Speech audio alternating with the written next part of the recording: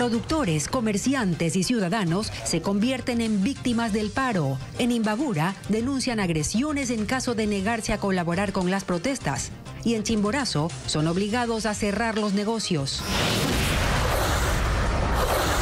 Al Fondo Monetario Internacional le preocupa la situación del país y las movilizaciones indígenas, pero respalda la eliminación del subsidio al diésel y confía en que el diálogo calme la conflictividad. El alcalde de Quito, Pavel Muñoz, no saldrá de su puesto. El proceso de revocatoria no continuará porque su proponente desistió de presentar las firmas de respaldo y el CNE analiza esta situación sin precedentes.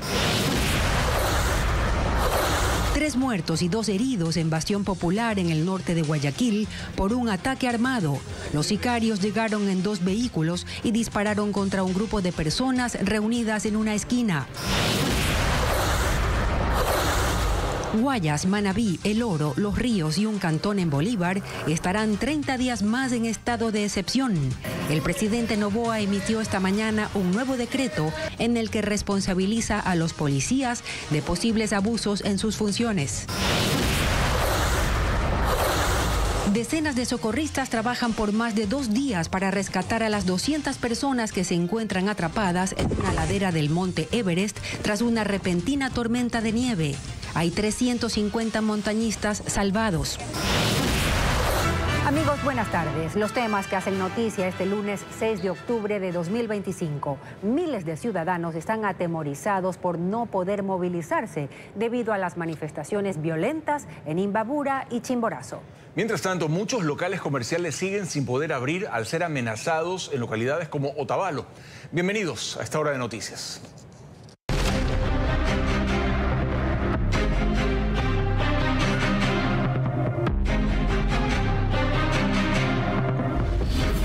Paro.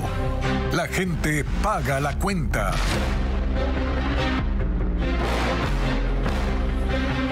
Durante el 15º día del paro, ciudadanos y productores de Imbabura y Chimborazo aseguran que se sienten secuestrados. Denuncian la pérdida de sus derechos para movilizarse y acceder a alimentos. Incluso esta mañana manifestantes invadieron florícolas en Cotacachi, según Expo Flores. Carla Delgado nos muestra el panorama de afectaciones. Las acciones en el marco del paro nacional comienzan a tomar tintes más extremos en algunas zonas de Imbabura y Chimborazo. Este lunes, al cumplirse 15 días de manifestaciones, Expo Flores denunció que comunidades indígenas de Cotacachi irrumpieron en 2 florícolas de la zona. Con el propósito de, por un lado, generar extorsión, es decir, pedir plata, literalmente pedir plata, vacunarlos.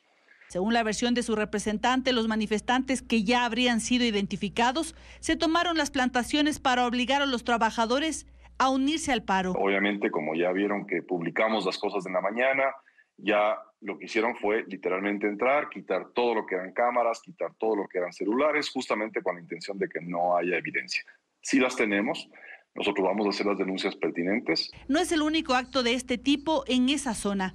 Habitantes de Cotacachi que pidieron a Televistazo mantener en reserva su identidad por temor a represalias, aseguran que desde hace una semana las comunidades indígenas controlan los recursos. Ahora, si es que uno no ha plegado al paro, si es que no has apoyado al paro, no tienes derecho a coger el tanque de gas, no tienes derecho a que tengas alimentos, no tienes derecho a... Y después comienzan ya algunas amenazas de que van a comenzar ya las sanciones comunitarias. Dicen sentirse rehenes en sus propias casas.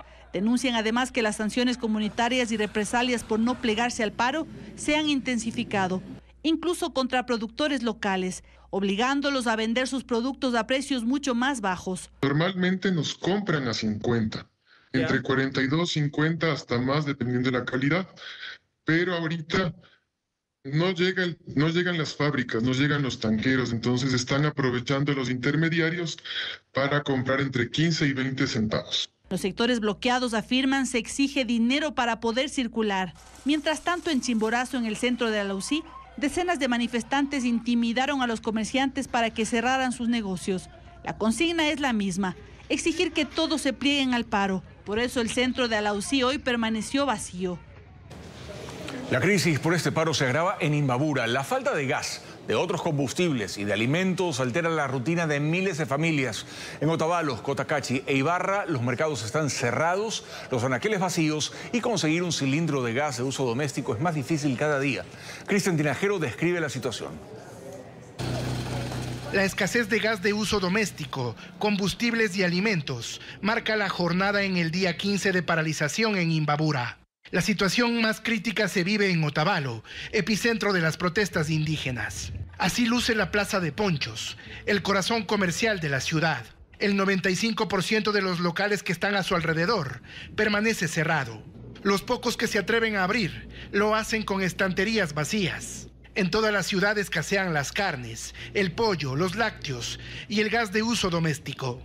Pero incluso aquí dentro de la ciudad del cantón ya están cerradas, sitiadas las ciudadelas, por ejemplo. O sea, no podemos nosotros movilizarnos para nada. Una realidad similar se repite en Cotacachi, donde habitantes señalan que la Unión de Organizaciones Indígenas y Campesinas, UNORCAC, impide la apertura de negocios, entre ellos el mercado Jatuncem. Los locales de abastos permanecen cerrados y algunos abren solo por momentos para vender lo que les queda. Los moradores, desesperados, aseguran que sus refrigeradores están vacíos y que la venta de gas se realiza bajo disposición de los dirigentes comunales. Ellos son los que coordinan y nos llevan a los puntos de destino. En Ibarra también se siente la escasez. Decenas de ciudadanos llegan al parque industrial donde funcionan los centros de distribución de gas, con la esperanza de conseguir un cilindro. Muchos terminan siguiendo a los camiones que salen cargados de las distribuidoras para intentar comprar uno en el camino. A lo que entrega el carro, unos 3.75, 3.50, un poco más costoso. ¿Antes de cómo compraba? Pues de lo que venía a ver acá, $1.90, $2.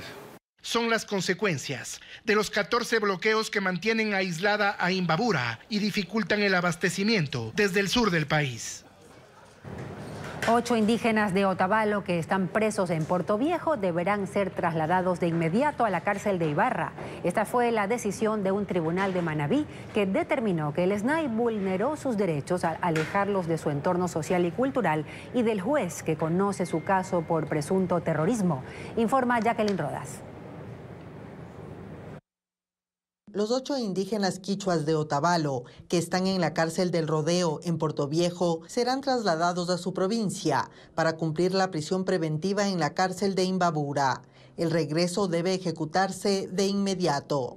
Esa fue la decisión del Tribunal de Manabí, que concedió parcialmente el habeas corpus que presentaron. Los jueces dijeron que los informes del Servicio Penitenciario SNAI no justificaron las razones para alejar a los detenidos de su entorno social y cultural y del juez que lleva su proceso en Ibarra por el delito de terrorismo. Concluyeron que el gobierno vulneró sus derechos colectivos. Otros 3 detenidos pidieron su libertad por su condición de discapacidad, pero el tribunal argumentó que no presentaron documentación al respecto y ordenó al SNAI que les realice una valoración médica. Tanto el SNAI como la defensa de los indígenas procesados apelaron la decisión del tribunal por estar en desacuerdo, pero esa impugnación no detiene la orden del regreso inmediato de los detenidos de Manabí a Imbabura. El gobierno renovó el estado de excepción en 4 provincias de la costa y en el cantón Echeandía en Bolívar, acatando así los pronunciamientos de la Corte Constitucional. El nuevo decreto advierte a la fuerza pública que serán responsables por cualquier abuso cometido en el ejercicio de sus funciones. Fabiola Santana con los detalles.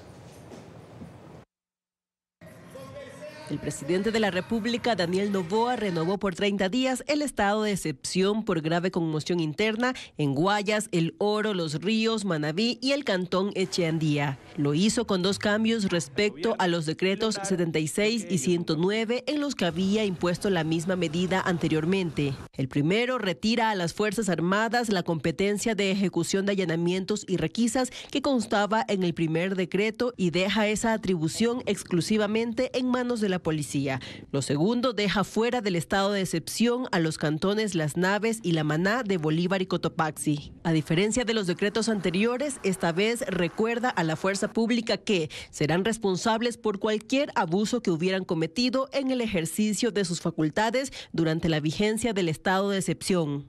Estos cambios responden al dictamen de la Corte Constitucional del 11 de septiembre, que precisó las condiciones para declarar el estado de excepción y recordó que la Policía Nacional y las Fuerzas Armadas deben respetar el ordenamiento jurídico aplicable. En el nuevo decreto, el Ejecutivo asegura que la medida responde a la crisis de seguridad interna que se mantiene. Otras 7 provincias de la Sierra y 3 de la Amazonía están en estado de excepción desde el sábado por 60 días. En su caso, debido a las acciones del paro impulsado por la CONAIE. Contempla prohibir la libertad de reunión y dispone la movilización de las Fuerzas Armadas para participar complementando a la policía en restablecer el orden público. Néstor Marroquín, proponente de la revocatoria de mandato contra el alcalde de Quito, Pavel Muñoz, desistió de continuar con la acción y solicitó al CNE la devolución de los formularios con firmas ya entregados. Patricio Díaz nos informa si ya ha habido respuesta de parte del Consejo Nacional Electoral. Se cayó el proceso para la revocatoria de mandato del alcalde de Quito, Pavel Muñoz. Muchísimas gracias, querido. Su proponente, Néstor Marroquín, decidió declinar la acción y este lunes pidió al CNE que le devuelvan los primeros formularios que entregó con algo más de 4.000 firmas. Necesitaba 206.000 rúbricas. Según Marroquín, alcanzó más de 450.000, pero justificó su decisión de desistir porque quienes recolectan las firmas se atemorizaron por la responsabilidad penal que pueden tener si es que éstas no corresponden a las personas cuyos nombres aparecen en los formularios. Hicieron el proceso de recolección de firmas, aunque habiéndoles pedido que asuman la responsabilidad de la declaración juramentada, que es requisito obligatorio para que validen los formularios, el 80% de los voluntarios no lo hicieron. Pero las organizaciones que respaldan al alcalde recuerdan que esa exigencia no es nueva. En otros procesos que se han realizado para leyes y revocatorias, existía esa responsabilidad. Sorprende bastante porque eso es un requisito que el mismo CNE les ha capacitado a ellos y les indicó que esto era un requisito. La posibilidad de entregar firmas concluyó este domingo 5 de octubre. El alcalde Muñoz mostró su satisfacción también. Lo que luce más concreto y verificable es que no lograron tener las firmas. Si no lograron tener las firmas, significa que los quiteños no apostaron por la inestabilidad y por el caos. El proponente dice que no ha recibido presiones políticas y que quienes quieran seguir una revocatoria contra el alcalde deberán iniciar desde cero. Por eso pidió le devuelvan los formularios para luego quemarlos. El CNE indicó que eso no tiene precedentes. Están analizando la posibilidad jurídicamente. Mientras tanto, suspendieron el proceso de verificación.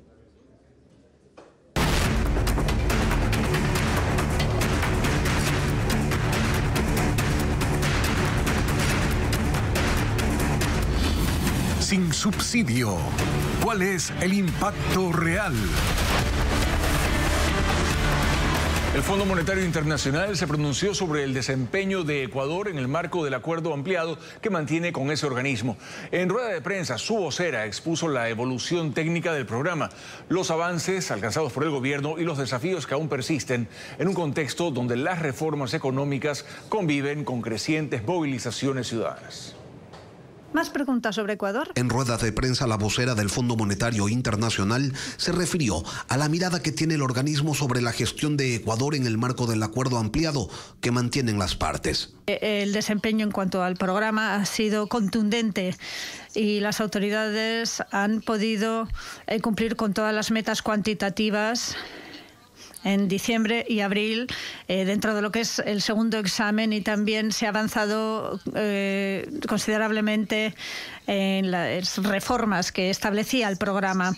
Señaló que en este momento el personal del fondo trabaja con autoridades locales para establecer las fechas del nuevo examen que se debe realizar al programa, reconociendo que, pese a los cumplimientos, hay situaciones que subsisten. Pese a que recientemente se ha empezado a ver que Ecuador plantea menores riesgos. Todavía es un problema para el país el poder acceder a los mercados de capital internacionales a corto plazo. La directora de comunicaciones del organismo se refirió también a las movilizaciones sociales que se desarrollan en el país luego de la decisión del gobierno de reducir el subsidio al diésel. Pero al mismo tiempo también se ha dado prioridad a la protección social contundente para proteger a los más vulnerables en el país. Y en el FMI respaldamos ese enfoque porque es parte de un esfuerzo más amplio para mejorar la sostenibilidad fiscal en Ecuador al tiempo que se garantiza que los miembros más vulnerables de la sociedad están protegidos. Y agregó que aunque las movilizaciones generan preocupación en el organismo, confía en que los diálogos que adelanta el gobierno podrán calmar la conflictividad que despertó el tema del diésel. En tanto, se duplican las perforaciones clandestinas en el poliducto de Petroecuador.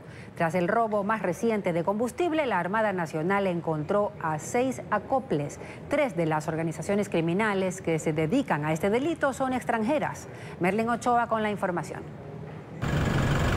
En medio de la maleza, lejos de cualquier ruta visible, los militares descubrieron 6 perforaciones clandestinas en el poliducto de Petroecuador en 2 tramos de la vía Pascuales en Guayaquil, provincia del Guayas. En el sitio también encontraron 120 metros de manguera que los grupos delictivos iban a usar para sacar el combustible. Ahora las bandas colocan varios acoples para extraer el producto en menos tiempo. El 80% del robo es diésel. Esta perforación permite a los pillos poder sacar un tanquero de 5.000 galones en 15-20 minutos. El aumento del precio ilegal de 80 centavos hasta $2.80 por galón convirtió el robo en un negocio redondo. Las redes, que según el Ministerio de Defensa tienen información privilegiada de funcionarios públicos, venden el combustible robado a gasolineras legales, mineras ilegales y hasta a narcotraficantes que lo usan para reabastecer sus lanchas en alta mar. En colaboración con el sistema de monitoreo de Petroecuador para poder determinar las variaciones de presión en el sistema y poder identificar oportunamente los pinchazos. Las bandas que están detrás de estos hechos son los Lobos, los Choneros, los Latin Kings, los grupos colombianos Comandos de la Frontera, ELN y Frente Oliver Sinisterra. En lo que va del año se han destruido 1.100 acoples clandestinos y en las últimas 2 semanas se han decomisado 34.000 galones de combustible. El poliducto de Petroecuador tiene 1.400 kilómetros subterráneos que cruzan 13 provincias. Las perforaciones se concentran en Sucumbíos, Orellana, Esmeraldas, Santo Domingo, Manabí, Guayas y Santa Elena. Luego del narcotráfico y la minería ilegal, el tráfico de combustible es la tercera amenaza para el Estado.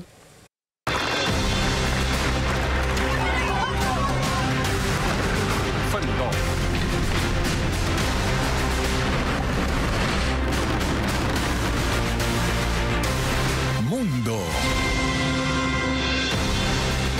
Rescatistas del Tíbet trabajan para salvar a centenares de escaladores que están atrapados en la ladera este de Monte Everest tras una repentina tormenta de nieve y viento. Quedaron aislados a más de 4.900 metros de altitud en condiciones extremas.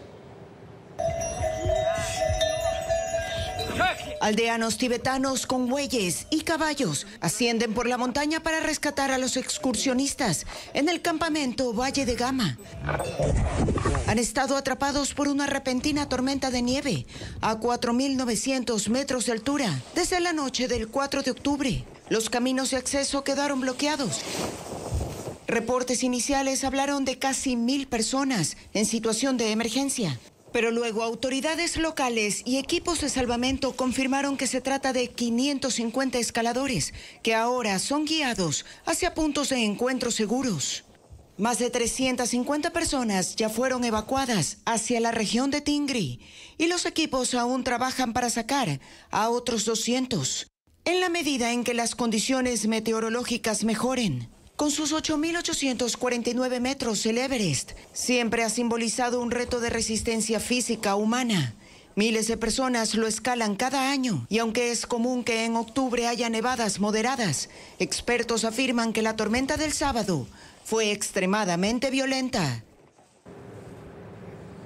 Delegados de Israel y el grupo Hamas discuten en Egipto la implementación del plan de paz para Gaza. El ejército israelí debe frenar completamente los ataques como condición para liberar a los rehenes. Serán las primeras etapas de un plan diseñado para terminar con la guerra y establecer el futuro del pueblo palestino en ese territorio. Desde esta mañana, la ciudad turística Sharm el Sheikh, en Egipto, acoge a la delegación de Israel, liderada por Ron Dermer, ministro de Asuntos Estratégicos, y a la del grupo Hamas, encabezada por Khalil al-Haya, sobreviviente del ataque israelí en Doha. Son conversaciones indirectas, es decir, que no hay encuentros cara a cara, sino que comunican sus propuestas a través de los mediadores egipcios, cataríes y estadounidenses. Las partes en conflicto aceptaron el plan de paz del presidente Donald Trump y ahora toca ponerlo en práctica, pues los plazos corren para la liberación de rehenes. El acuerdo da 72 horas desde la aceptación pública de la propuesta. En esta primera etapa debe darse además la devolución de los cuerpos de los fallecidos en cautiverio, la liberación de 250 presos palestinos condenados a cadena perpetua en Israel y la excarcelación de 1.700 gazatíes detenidos desde 2023. Israel debe declarar el fin de los ataques, pero hasta hoy mantiene operaciones en la ciudad de Gaza para desmantelar la que dicen es la infraestructura terrorista de Hamas. Una de las partes más complejas de esta negociación es que el grupo palestino Hamas acepte la retirada de las tropas israelíes hasta una línea dentro de la franja de Gaza. Un repliegue, no una retirada total, lo que implica ceder territorio, cosa que hasta ahora no había sido aceptada ni siquiera de manera temporal. Estados Unidos advierte por medio del secretario de Estado Marco Rubio que este proceso no puede extenderse por días y mucho menos tardar semanas. Un grupo de 171 activistas de la flotilla Global Sumut, incluida la activista sueca Greta Thunberg, fue deportado hoy desde Israel hacia Grecia y Eslovaquia, según informó el Ministerio de Exteriores israelí. Ya son más de 340 los activistas deportados entre el sábado y este lunes, de los 470 detenidos tras la interceptación de la flotilla. Según un comunicado de Israel, todos los derechos legales de los participantes en esta maniobra, relaciones públicas, fueron respetados. Por su parte, el equipo jurídico de la flotilla denunció que los activistas fueron torturados durante su traslado desde el puerto hasta la prisión y en su detención. Se agudiza la crisis política en Francia con la renuncia del primer ministro Sébastien Lecornu. Presentó su dimisión luego de solo 27 días en el cargo y cuando apenas han pasado pocas horas desde que anunció la composición de su nuevo gabinete. Lecornu criticó la presión de los partidos opositores que exigían participar de algunos ministerios. Condenó el que dijo es un apetito partidista y pidió deponer egos por el bien del país. Se trata del quinto primer ministro que renuncia desde que Emmanuel Macron comenzó su segundo periodo en 2022. La extrema derecha pide el adelanto de las elecciones legislativas y la extrema izquierda demanda ahora la renuncia de Macron. En Argentina, el partido La Libertad Avanza del presidente Javier Milei pierde a su principal aspirante a diputado por la provincia de Buenos Aires para las elecciones legislativas nacionales de octubre. José Luis Espert declinó su candidatura luego de admitir que viajó en 2019 en aviones vinculados al empresario Federico Andrés Machado, quien enfrenta cargos en Estados Unidos por narcotráfico, lavado de dinero, fraude y asociación ilícita. También aceptó que recibió una transferencia de $200.000 en 2020 por un contrato de asesoría económica con una empresa vinculada a Machado, pero negó que fueran fondos para el financiamiento de su campaña. La vocera de gobierno, Carolina Jaramillo, anunció que el SOTE y el poliducto fueron reubicados en la zona de Río Loco y se amplió la franja de protección para evitar que la erosión regresiva del río Coca afecte nuevamente el transporte y las exportaciones de crudo. Hernán Higuera nos cuenta además que hoy Jaramillo interrumpió abruptamente la rueda de prensa. Tras 2 semanas de permanecer en la sede del gobierno en Latacunga, la vocera retornó a Carondelet. Allí hizo 2 anuncios. El primero tiene que ver con la ampliación de la franja de protección del oleoducto y el poliducto en la zona del río Loco. Se alejó la tubería a 140 metros de la erosión del río. Antes estaba solo a 70. Con eso se garantiza la seguridad del transporte y exportación de crudo. No se sabe el costo de las 3 etapas de trabajos porque no tenía el dato. El otro anuncio fue que 14.687 adultos mayores son los nuevos beneficiarios del bono de desarrollo humano.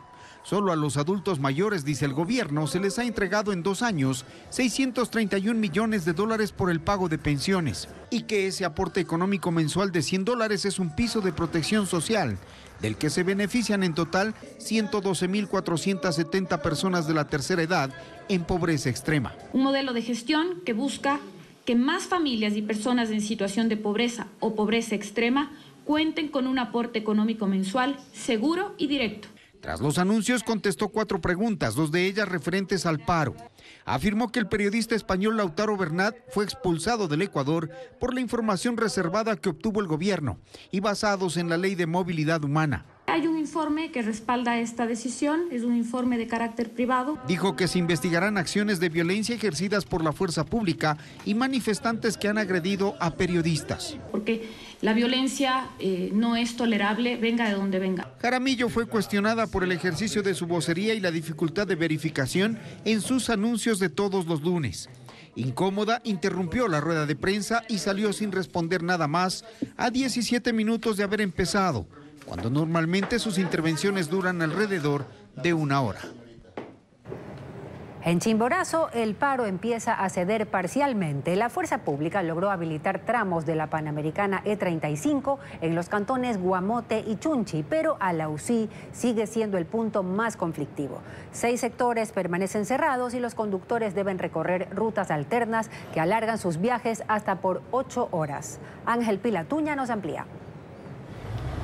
En la provincia de Chimborazo, los bloqueos en la Panamericana E35 empezaron a disminuir este lunes. La fuerza pública logró despejar los tramos afectados en los cantones Guamote y Chunchi. Sin embargo, en Alausí aún hay 6 puntos cerrados, entre ellos los sectores de Charicando, Tixán, Pueblo Viejo, Nizac y el ingreso al cantón. En varias partes de la vía, las piedras, troncos y montículos de tierra continúan dispersos por kilómetros, dificultando el tránsito vehicular. En la comunidad de Charicando, donde hasta el fin de semana habían cerca de 2.000 manifestantes cercando el paso, hoy quedan alrededor de 100. Aunque aseguran que mantienen la resistencia, muchos han retornado a sus hogares y dicen que ahora esperan nuevas directrices de sus dirigentes. Actualmente los habitantes de Alausí que necesitan desplazarse hacia Guamote o Riobamba utilizan rutas alternas, como la vía Alausí García Moreno Guamote. Yo estoy yendo aquí a Guamote a ver si logro coger un bus, porque mi hija está viajando a Riobamba por sus clases. Tuve que arriesgar, voy a venir por arriba. El cierre en Alausí sigue afectando a los conductores que viajan entre Loja, Cuenca y Riobamba. Lo están diciendo que hay un desvío aquí para salir por Guasunto, pero como no conocemos, vamos a ver qué hacemos. Pero vivo en Loja y estaba yendo y ahorita ya acabando la ruta del trabajo. Estoy regresando a casa ahorita a Loja. Los desvíos han extendido los trayectos para los conductores hasta 8 horas más de lo habitual. Sicarios fuertemente armados atacaron a 5 personas en Bastión Popular, norte de Guayaquil. 3 personas murieron y otras 2 resultaron heridas, entre ellas un menor de 16 años. Esto sucedió en el distrito Pascuales, uno de los más violentos de la zona 8, donde pese a las intervenciones de seguridad, la criminalidad no cesa. Reporta Vanessa Robles. Una vela derretida, huecos en las paredes por los disparos, botellas rotas y manchas de sangre en el piso son el resultado de la violencia con la que actuaron los sicarios en el bloque 1 de Bastión Popular en el norte de Guayaquil. Era domingo, 10 de la noche, cuando 5 personas estaban reunidas en el portal de esta vivienda y fueron acribilladas. 3 murieron y 2 permanecen con pronóstico reservado, entre ellos un adolescente de 16 años. Bastión Popular, la parroquia Pascuales, Orquídeas, San Francisco, Mucholote 1 y 2 y Puente Lucía conforman el distrito policial Pascuales, donde habitan más de 600.000 personas y 325 uniformados dan resguardo. Son las 10 de la mañana de lunes y la mayoría de locales comerciales permanecen cerrados. Los rótulos de "se alquila" destacan en las viviendas, cuyas familias han abandonado por la inseguridad que reina en el sector. Incluso las extorsiones han escalado a mercados y planteles educativos particulares que modificaron su jornada habitual. Dejaron un panfleto acá. Sí, pero no decían precio ni nada, solo que llamaran que les iban a poner bombas, todas esas cosas. A esta intersección de Bastión Popular Bloque 5 llegaron cerca de 300 policías, el aeropolicial y grupos de inteligencia para realizar una de las tantas intervenciones que se hizo en este distrito. 4 meses después, la percepción de seguridad para los ciudadanos es distinta.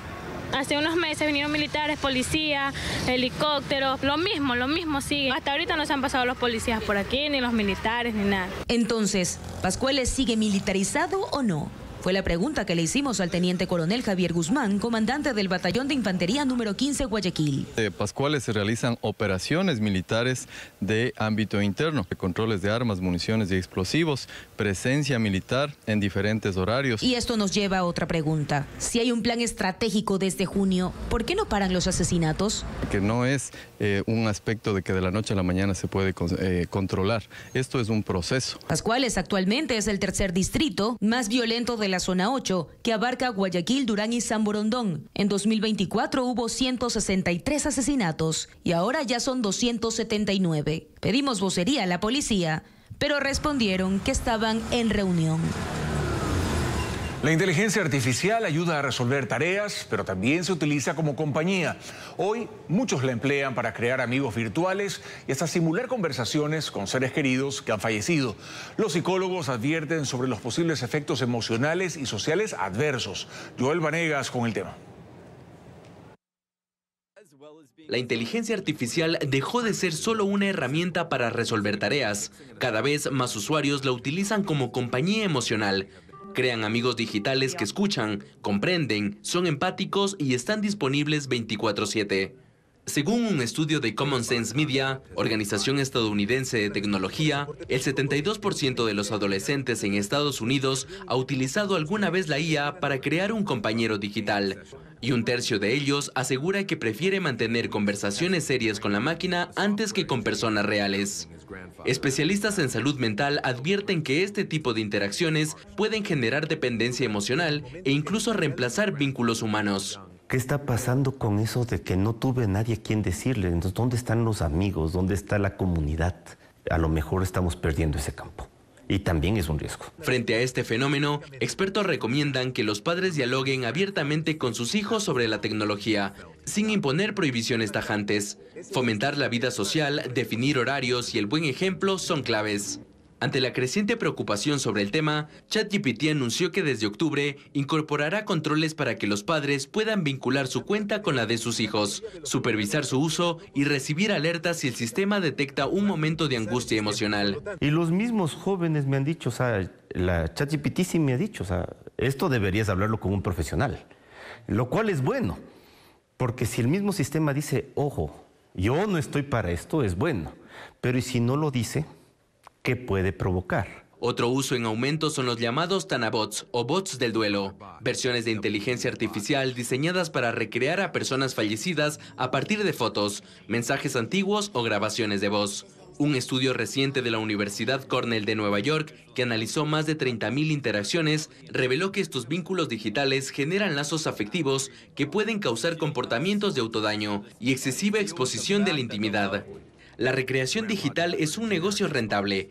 Por ejemplo, en el Reino Unido, la industria de los bots del duelo mueve cerca de $2.000 millones al año. Científicos identifican 12 nuevas especies de escarabajos en Ecuador tras recorrer 5 provincias durante casi 2 décadas de estudio. Estos insectos no vuelan a diferencia de los demás. Reporta Vanessa Robles. 12 nuevas especies de escarabajos vagabundos fueron descritas por primera vez en Ecuador. Miden 2.2 milímetros, de abdomen alargado, de color marrón o rojizo y tienen 6 patas. Su actividad es diurna. Se trata de los primeros registros del género Viprax para el país, pero a diferencia de los demás insectos, estos no vuelan. Se recoge las hojarascas y se le colocan en trampas llamadas Winkler, en donde se les cuelga y durante cierto tiempo y luego descienden a un tubo con alcohol. La colección de muestras se inició en 2006. Investigadores de la Pontificia Universidad Católica de Ecuador, Instituto Nacional de Biodiversidad y Navío, Fundación URU y la Universidad Clemson de Estados Unidos los encontraron en laderas inferiores del volcán Sumaco en Napo, Parque Nacional Yasuní entre Pastaza y Orellana, en el Bosque Integral Otonga en Cotopaxi, en la Reserva Biológica Canandé en Esmeraldas y en el Bosque Protector Cerro Blanco en Guayas. Además de las muestras de laboratorio para análisis moleculares, se están haciendo nuevos estudios para determinar de qué se alimentan y su ciclo de vida. Desarrollan un robot constructor capaz de trabajar en obras las 24 horas del día, los 7 días de la semana. Además, científicos chinos descubrieron que el interior del lado oculto de la Luna es 100 grados más frío luego de analizar rocas de 2.800 millones de años de antigüedad. Las innovaciones tecnológicas con Sofía Molina. Como una solución a la necesidad de 9.6 millones de viviendas en Europa, la empresa Alltree desarrolló al robot Mantis, un dispositivo autónomo capaz de trabajar 24/7. Está diseñado para pintar, taladrar, inspeccionar y hacer control de calidad. Según el representante de la empresa, Giuseppe Napo, puede realizar en un día lo que un trabajador humano le tomaría entre 3 y 6 meses. Con este robot, las obras pueden avanzar un 50% más rápido y ser 30% más baratas. La investigación de 3 científicos sobre la tolerancia inmunológica periférica ganó el Premio Nobel de Medicina 2025. Este hallazgo podría ayudar a prevenir el rechazo de trasplantes, tratar enfermedades autoinmunes y mejorar las terapias contra el cáncer, aprovechando la respuesta natural del sistema inmunitario. Mary Bronco, Fred Ramsell, Simon Sakaguchi, encargados del estudio, recibieron el premio este año. Una investigación liderada por el Instituto de Geología de Pekín descubrió que las profundidades del lado oculto de la Luna son más frías y diferentes a la zona visible. Un análisis de fragmentos de rocas de 2.800 millones de años ayudó a determinar que la cara oculta tiene un interior de 100 grados centígrados más frío que el lado que se observa desde la Tierra. Las muestras fueron tomadas por la misión china en 2023 y brindan nuevas pistas sobre el satélite.